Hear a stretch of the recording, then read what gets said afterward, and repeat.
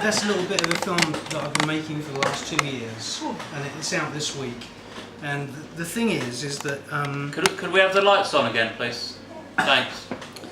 The point I'd like to make is that there are a lot of really interesting and fascinating bits of information that are coming through from lots of different authors. And some of you went to see David Icke, and I've known Dave for a long time.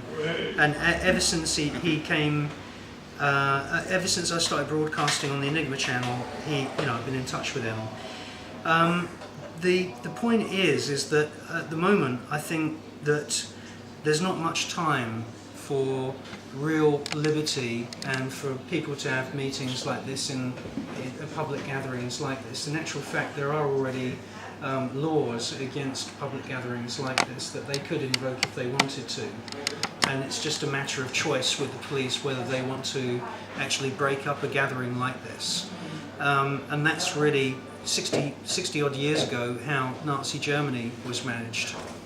Now, if you look at the real history of Nazism and the Gestapo and all this kind of thing, you have to understand one thing, and that is that Prince Charlie Coburg, who was a British prince and who was Queen Victoria's favourite grandson, who grew up in Britain and was brought up in British palaces, when he became 18, he went to Bavaria, he took over his hereditary land titles, he put on a German military uniform, and he funded the Nazis. And he was a British prince, and he was Queen Victoria's favourite grandson. These wars which we're seeing, where, say, for example, it's England versus the Nazis, or whatever scenario you see played out on the television in front of you, the same factors, the same families are running both sides of these conflicts. The main game in town is control of the population, leading eventually to a massive culling of the population. And while we've had, Dave's been writing about, reptilian things, and Alex Jones has been telling us all to buy gold, they've been developing and manufacturing enormous numbers of these robots. And these robots are being deployed, and they're being controlled by networks of space-based geostationary satellites in Afghanistan, in Iraq, and soon they'll be controlling the population of Syria and Iran. And they are asset stripping these nations of their opium, of their oil, and eventually, because these are desert countries, they will be asset stripping the solar power from Iraq, from the desert of Iran as well. This is the main game that they've been following all along.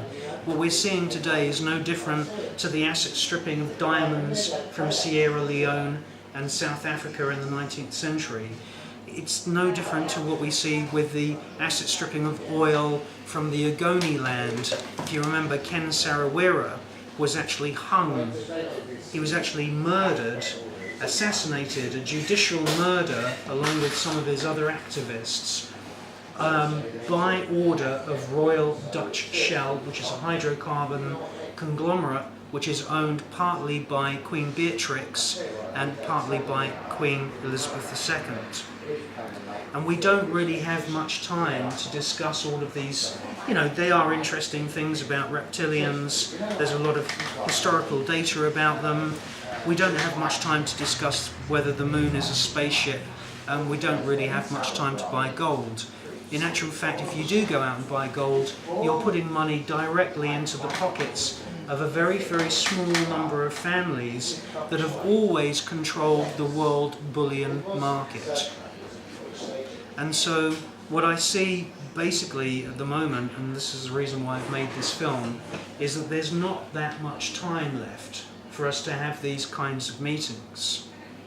And my series of films about the Illuminati have really concentrated on the Edwardian, Georgian and Victorian secret societies, and the history of how these secret societies have ceded all of the major, most powerful and influential seats in government.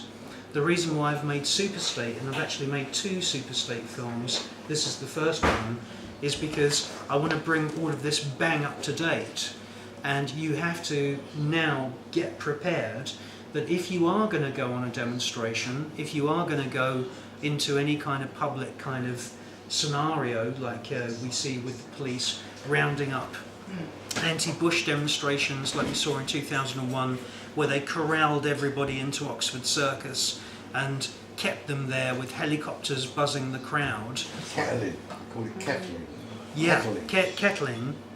This is going to be done with the assistance of robots soon. And we're going to have the police actually having robots. And already now we have a situation where burgers are being served by robots at McDonald's restaurants in America. And millions and millions of people rely on those low-paid jobs. We've got robots, they're going to take over, they're going to be robot prostitutes, there's going to be robotic receptionists. This is going to be exactly like we've seen in any one of dozens of sci-fi movies, Blade Runner, you name it. It's all not the future, it's actually happening right this minute. And really this robotic or cybernetic new world order is something which really basically I think is the most important aspect to the control mechanisms which the royal political elite are using to suppress us. And that great big riot robot is being manufactured right now by General Motors, who are a car manufacturing company.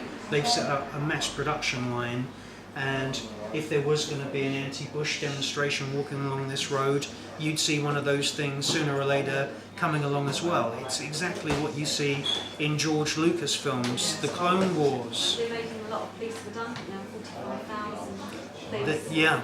They're bankrupt, so Yeah, and also the Ministry of Defence, they've just released a new fighter jet that has no pilot. Now the thing is that at the moment we do have mutinies. There are mutinies in the British military. There are certain mutinies within the British intelligence services as well. Friends that I met when I made my documentary about this, the assassination of Princess Diana, told me that from time to time there are orders given to go out and do something and there's a mutiny. It's a quiet kind of thing that's done with memos and nice oak-panelled offices, and at the moment the RAF are refusing to candy bomb certain villages in Iraq. Candy bombing is where you have military jets flying in and low doing a sortie on an Iraqi village, and instead of dropping bombs they're dropping these great big plastic bags full of boiled sweets, and the kids run out for those sweets. And the RAF have given up doing that because there's sadistic people who take these amphetamine sulfate pills who are part of the American Air Force. They're called Go pills, and they've been dropping grenades in the sweet bags, and so there was a mutiny, but that was hushed up in the media. And the robotic cybernetic aspect to what we're seeing now takes that human consciousness, the compassionate force of humans, out of warfare. And this is something which they've been working on for a very, very long time. And it's going to come right down to the street. They're going to take the compassionate aspect of, say, for example, a copper who comes along, you've got the wheel of your car parked on a bit of pavement where you're not allowed to, and he lets you off. That's not going to happen anymore.